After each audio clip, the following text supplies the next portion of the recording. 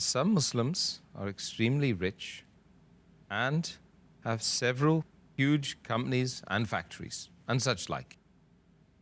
Should zakat be paid on complete assets that the person owns or only on its goods that it's acquired?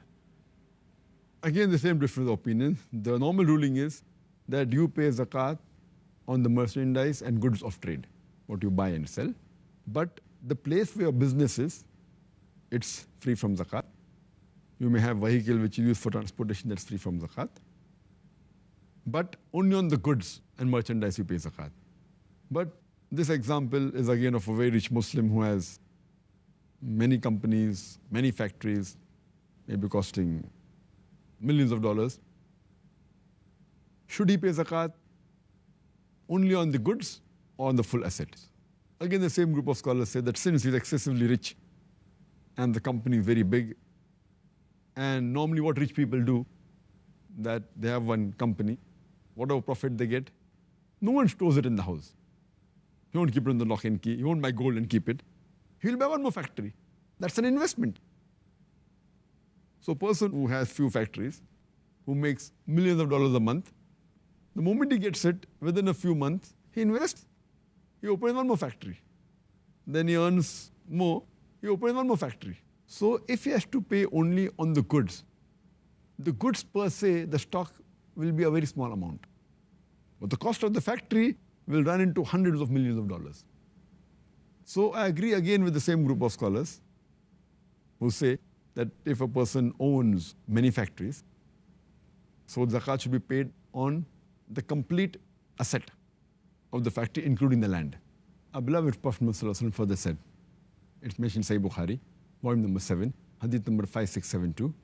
The Prophet said that a person will be rewarded for everything that he spends, except what he spends in making buildings.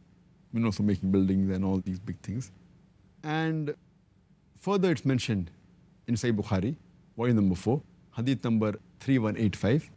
The beloved Prophet Muhammad said that I am not worried about my ummah as far as poverty is concerned, but I am more worried about my ummah as far as prosperity is concerned, because previously many people were destroyed because of luxury and they used to compete with one another. So I'm worried about my ummah because of luxury and they'll compete with one another, and as the early people were destroyed, they too will be destroyed.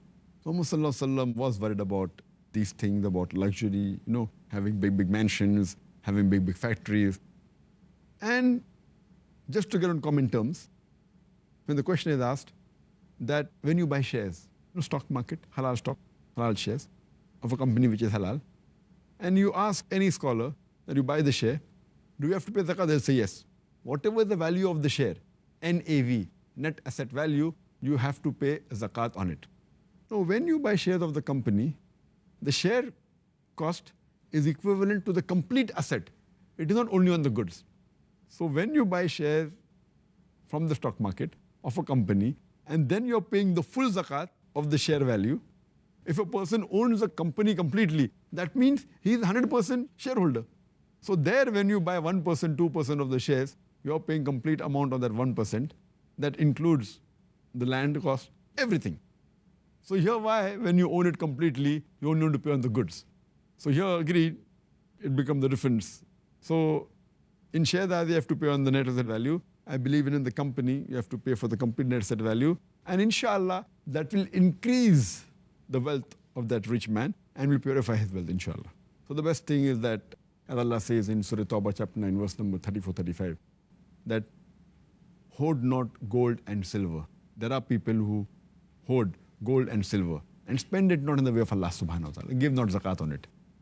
Announce to them a grievous penalty where heat will be produced from the fire of hell, from the wealth they possess, and they'll be branded with it on the head, on the flanks and the back, and be told to them that taste is the wealth which you hoarded. So therefore I'm of the opinion that zakat should be given, even if it's a big mansion, even though you're living in it, give zakat. If you have multiple houses, give zakat. If you own land, even given on rent, give zakat on it. If you own factories, give zakat.